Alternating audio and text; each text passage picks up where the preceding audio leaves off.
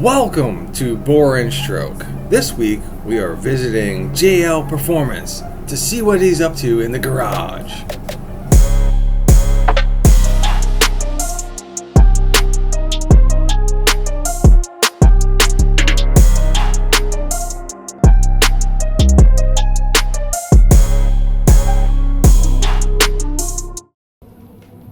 He's a friend of another customer of mine, this guy Freddie, who lives down in Hampton Beach, Long Island. And he bought this car and he brought it to a guy for the motor and transmission he bought and said, "Here, make this car run and drive." She paid the guy a hefty sum of money to do that, and it went faster than what the roll bar that was in it was good for. Oh, jeez. Not entirely surprised. So he called me and said, "Hey, can you finish this roll bar off into an 850 cage and run a couple bars through to the back of the front shock towers?" And I said, "Yeah, sure, I can do that." I would schedule it, and it comes. The first thing I notice while I'm in the trunk unhooking the battery before I start doing anything is the floor plates in the back of this thing that are supposed to be 6x6 or 36 square inches at a minimum per NHRA are the size of a McDonald's cheeseburger. Oh, Jesus. If they're even that. I don't even think they're that. They're tiny. They're like this big. And then I start looking at it. I pull the carpet back and I find that it has through the floor subframe connectors that are not welded to any of the floor. They're spray foamed in. Like a guy that does home improvement stuff that drilled holes for electrical was trying to seal them up. That's how they sealed the floor pans of this car. And if you leaned on them, you could hear the spray foam cracking. So I called Freddie and I said, "Freddie, we got a problem. What do we do? What do you want? Your car, your budget, you tell me." And he asked, "Well, what would he suggest?" I said, "Well, you're on a time frame, so there's a couple things I can do. I can just cut this out, and we can try to clean up the floor pans and weld them to the frame connectors and build an 850. He said, "Well, what's the next step?" And I asked, "What do you mean the next step?" He goes, "Well, what's the next step after an 850? I said, "Well, that would be a 25.5. I said, "That's good for 750 or 450 and a quarter. Very robust. But there's time involved. That's not a 2-3 week project. Right. This is right. It's a month and a half anyway, depending upon How much time you dedicated to it. Well, there's that, right? Because I do still work a full-time job, Right. But I am on vacation for a week of the month of July. That's a family vacation I've been planning for 6 months, and I take it like every 3 years. So I haven't been on vacation in almost 2.5. It'll be 3 this month. So I said, okay, well, there's a company, More Chassis, that does kits. And every single one that I've seen pictures of on the internet, the guys I've talked to that have put them in say they fit very nice and they're very well made. Now, I've put kits in for other people. I did one from Wild Rides. I've done, the S&W kits, back in the beginning before I bought a tubing bender and everything. He said, "Okay, let's do it." So I called More Chassis last week and said, "Look, I got a customer. He's kind of on a time schedule. What can you do?" They asked what I wanted to do. I told them I wanted to do the 25.5 kit that they have that has the 25.2/3 floor structure in it, because I was going to have to cut the floor pans out anyway at this point and fix them, because what's in there is completely hammed. Yeah, it's trash. So I called up CJ Pony Parts, ordered a couple floor pans, got replacement floor pan pieces here. I didn't buy the entire floor pan because I planned on leaving the tunnel of the car. And I believe on July 3rd, the kit's supposed to ship. So I've got between now and July 3rd to basically get the entire floor structure cut out, cleaned up, and ready to go. So when the kit gets here, I can immediately get going on this and try to have it done as close to the end of this month as physically possible. Now, the bad part is that the back of the kit doesn't have a ton of bars in it, and of course, that's mission critical to Right. And they kind of do that, I think, because they don't know what you're doing. They don't know how you want it done. Right. If it's a 4-link car versus a stock suspension car, and they have like a back half kit if you want to do like a 4-link setup that you can buy. Which this is a stock suspension car, and he didn't want to do that obviously because that's a ton of work. So what I'm going to do is brace up the rear of the car, put floor plates on everything where all the torque boxes are and whatnot, and tie it all together that way. And I'll just do that out of my own rack of tubing and bend stuff myself and whatnot. Right. And I'll put that in, and I'm going to start that before the cage kit even gets here. I'm going to try to get everything cut out before the end of this week. Definitely before the end of this week. I'm already a third of the way done. So I got to do that. And of course, the guy who he paid a lot of money to wire and set this car up, put this nice big fuel cell in the back so you can drive around with it, which is cool. But it's not cool when he sunk it inside the frame rails and the trunk floor so that now it's in the way of putting any of the bars in the back of the car that need to be there. So now I have to take the fuel cell out and I have to redo everything in the trunk of the car, which just adds to the fun. I don't mind doing it. I know the fuel cell will fit if I put it level with the top of the floor and just put the hole for the sump on it. I did this with Joel Beach's car and put the big fuel cell in the back of his McLaren Mustang, so I know it'll work. Done this before, but it doesn't help my time frame. No, it doesn't sound like it. No. And the other thing the guy did too that was kind of sketchy is he put the fuel pump in the back of the car underneath the trunk. I understand why, but the bad part is that it's got rubber bits all over it. So that means when he's in the burnout box, it's throwing rubber at the fuel pump. That's not good.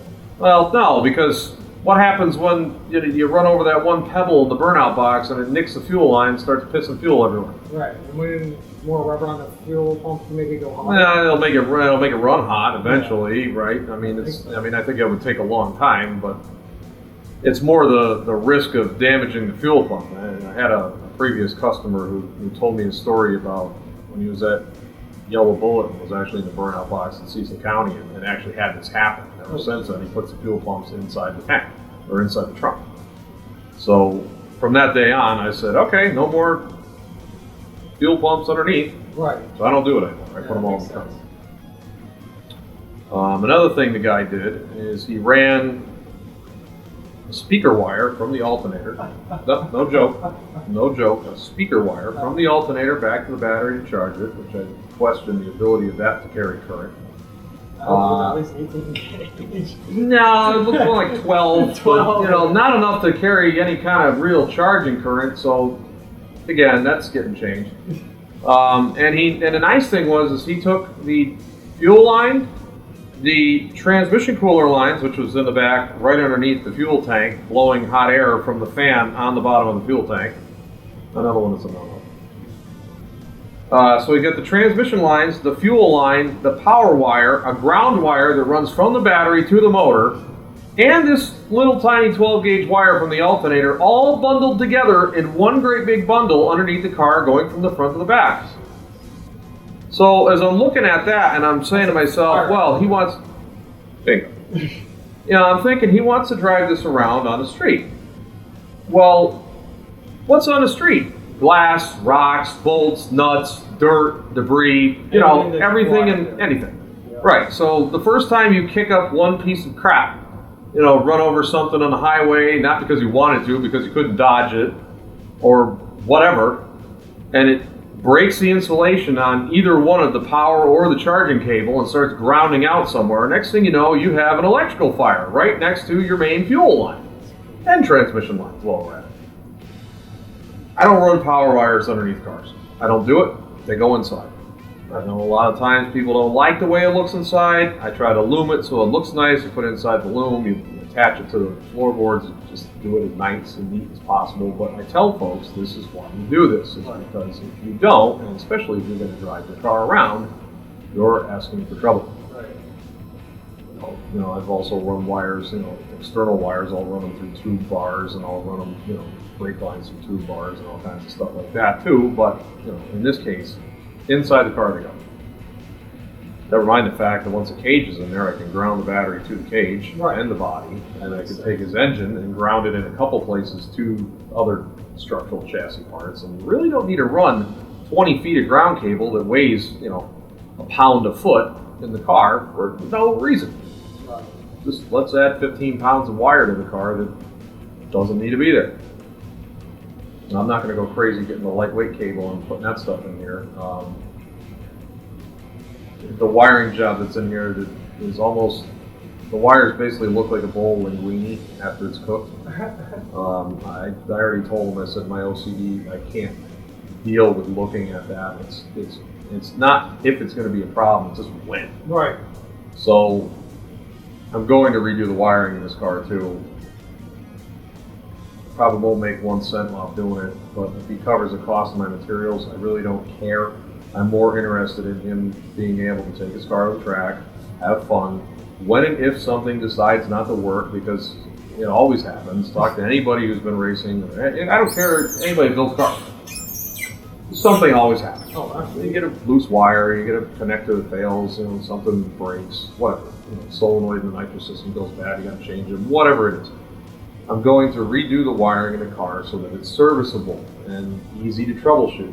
When I wire a car, I've got a label, a heat shrink label printed. Yeah, you should have. Yeah, prints, and I print the label on every single wire except for the big power ones, because if you don't know that's a big power wire, if you don't know that's a big power wire, you probably need somebody else to do the troubleshooting for you. And fix it. Now, I've seen a ground spot inside the car where they put ground wires.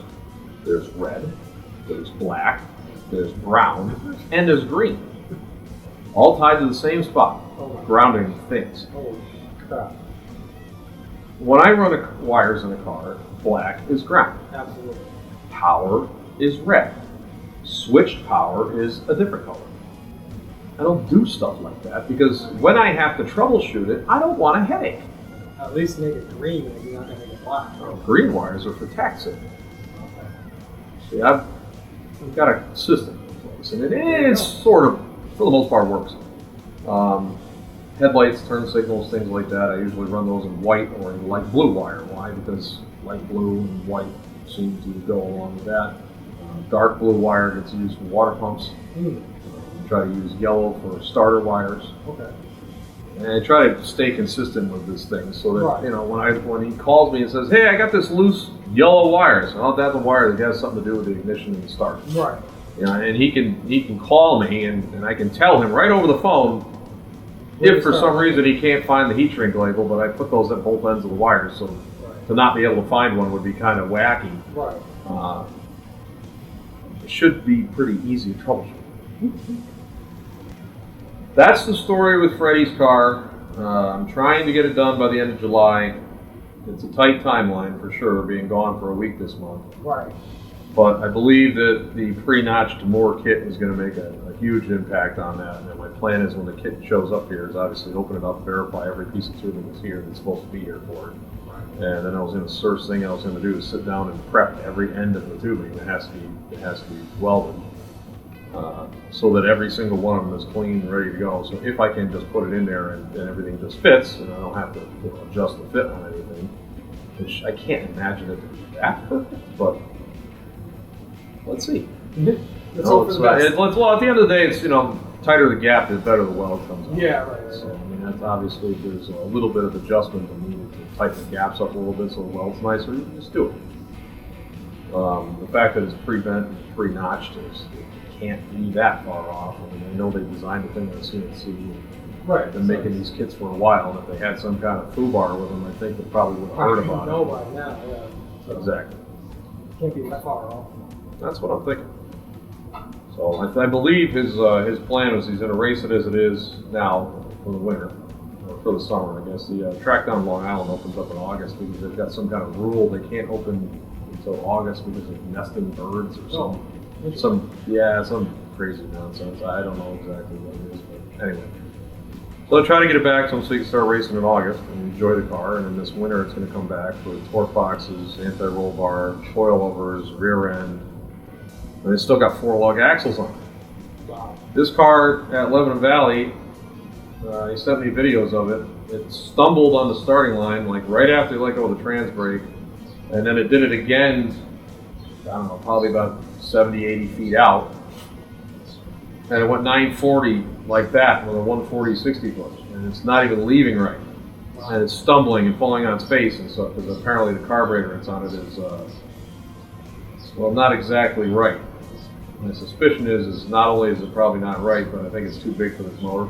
It's only a 406. It's like 14-to-1 compression, but it's a 406, and it's like a 1150 carburetor on a 406. That seems like a little bit much, especially when the intake's got a 4150 flange on it and it's got an adapter for a 4500. So my suspicion is, I think I told him, I said, look, I'd take that thing off and I'd get a good high-end 4150 to put on there. It's probably going to be 10 times happier. Right. Or a small Dominance, 850 or something. But I think that thing that's on there, I think that's something that, when we bought the motor, the guy had laying around, and they just tossed it on. They tossed it on there, and It was good to go. yeah, I don't know. I don't know the whole backstory on it. I didn't ask. I almost don't want to know. I mean, try to stay in my lane. That's the story.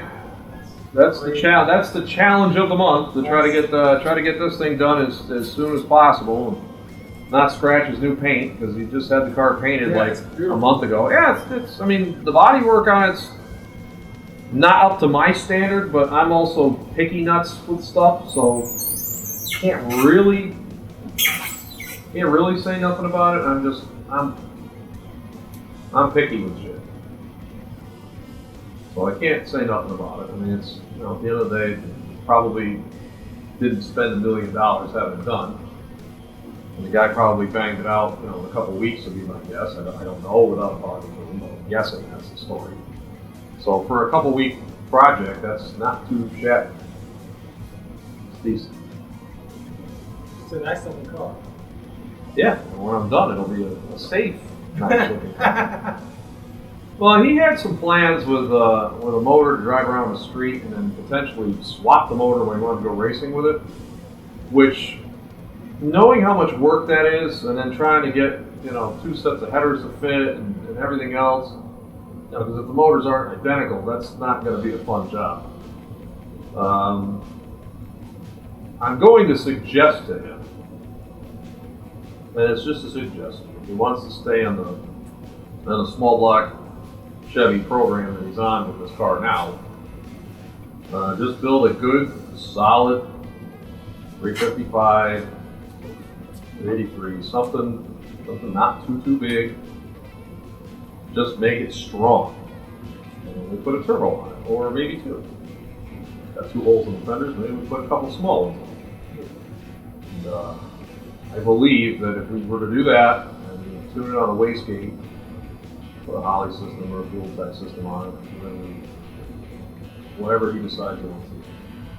I think we could put an air-to-water intercooler in it, and put a big ice tank in the back, and maybe put the intercooler in the back seat area so it looks like an R2D2 sitting back there or something. I don't know. Whatever he wants to do.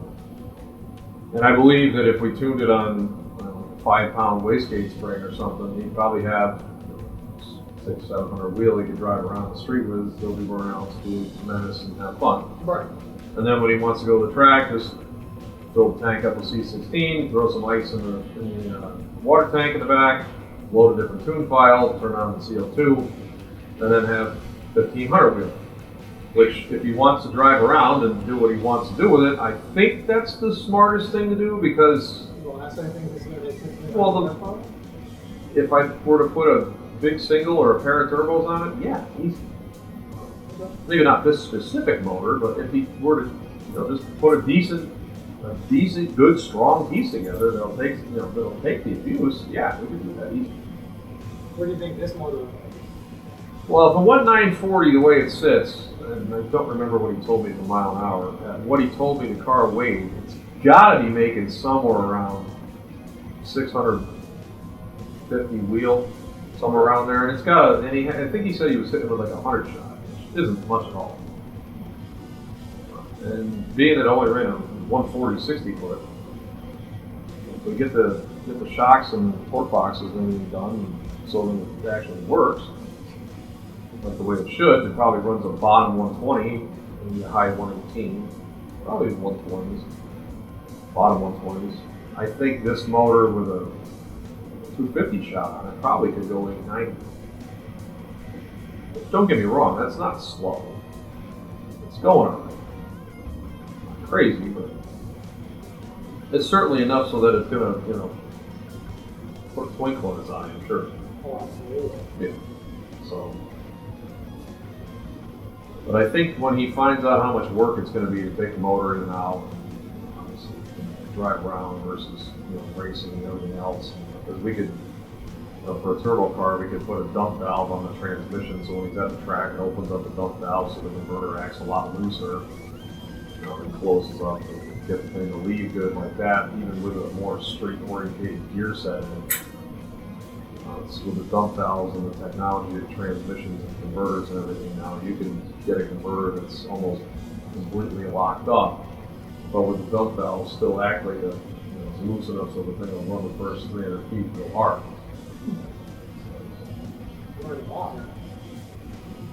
It's a lot of technology. I mean, it's 20 years ago, they didn't have this stuff. No. We played with the converter and played with the converter and played with the converter. And at the end of the day, it either ran the front half good, or it ran the back half good, or it ran the middle good.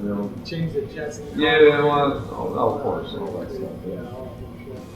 Yeah, and converters for years were always a struggle because it either worked in the front half or it worked in the back half. To get one that did both was not easy. So now with the dump valve technology, you just make the thing as tight as you can tolerate, and still have the thing, go in a burnout box and not want to stall when you whack the gas and everything else. And you just loosen the thing up with the dump valve. So you dump all the converter pressure out of the transmission. So now the converter that had all kinds of pressure to it, was nice and tight. Now it's loose as goose.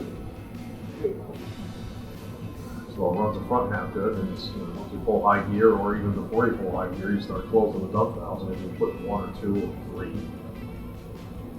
you start closing the valves as the run progresses on, keep the load on the motor, and you watch your data log, and you keep your acceleration curve, accelerating as hard as you can. Watch the G meter, just watch the drive shaft RPM, and just try to keep the thing as steep as possible with acceleration. But that's what Tuner Bob gets involved. I don't do a ton of it. I do it when somebody asks me. Right. Yeah. This is what you enjoy more, is the building. It's building them. I mean, tuning's a funny thing. You go to the track and it doesn't run. First thing everybody does is blame the tuner. And then the tuner blames the engine guy, and then the engine guy blames the converter guy, and then the transmission guy blames the converter guy. And it just kind of goes around in a big circle that way. So it's always been that way. Right. It's nothing new. So if it doesn't run, the first guy to get blamed is always the tuner. Which sometimes it's their fault, sometimes it's not. Sometimes they got nothing to do with it. It was the plate that was there. It looked like a remnants from an old Ford shifter that was in there. It had 13 sheet metal screws holding it in. Jesus. Most of which were grabbing a hold of nothing. So the guy, what he must have done was just buried a sheet metal screw, and when it didn't grab a hold of anything, he just proceeded to grab another and continue to send. And just kept sending them until one finally grabbed a hold. Yeah, nuts is one word you could use for it. Yep. Yep, nuts is one word. We're being polite on the camera, by the way. Yeah, well, let's try. Right. Yeah, no, it's just there's just some hideous stuff going on there that just was not kosher. It's I don't know why people do what they do. This one, the guy that put this car together for Freddie, I would like to meet him. I would like to just ask him, please explain. Do the world a huge favor and just don't again, please. Right. Just don't, because it's bad. I feel like it's a South Park-ish episode with Mr. Mackey. It's bad. That's what it feels like, because it's not good, man. So when you're using spray foam to attach more pans to frame connectors, nope, I'm gonna have to say no to all that. There's probably still some more cutting I got to do on this, because I believe it's got to come up a little bit farther. I'm not 100% sure, because the pictures of where Moore does this is not. But I really want to just get the other side cut out. Obviously, I got to drain that fuel cell, because that's mission critical right now. Getting gas out of this thing while I'm cutting here. What I really want to do is just leave a little bit of extra, so when the kit shows up, if I got to do a little more trimming, I got to do some more. Try to have it all cut out. I won't finish it today. That's some family stuff. It is something. It is something. Well, I've got some family stuff to do today, so I'm going to try to get what I can done here. But at the end of the week, I plan on before the 4th. So I'll probably take the 4th and just sit around veg out with the family. That weekend after the 4th, I plan on having everything cut out. By the end of next weekend, everything's cut, all the rockers are cleaned, everything's lap wheeled and DA'd down. I'll have the trunk emptied out, everything out of the trunk, all that's done. Everything's stripped out of the back, all the stuff that I gotta deal with. I'm probably going to start building the cage work in the back of the car. First thing I'll probably do is parachute mount, just because I can do that stuff while I'm waiting for the kit to show up. Probably get that done. I'll probably put the plates in above the torque boxes, front and the upper torque boxes, get the plates all in, get them cut, cleaned up, welded in.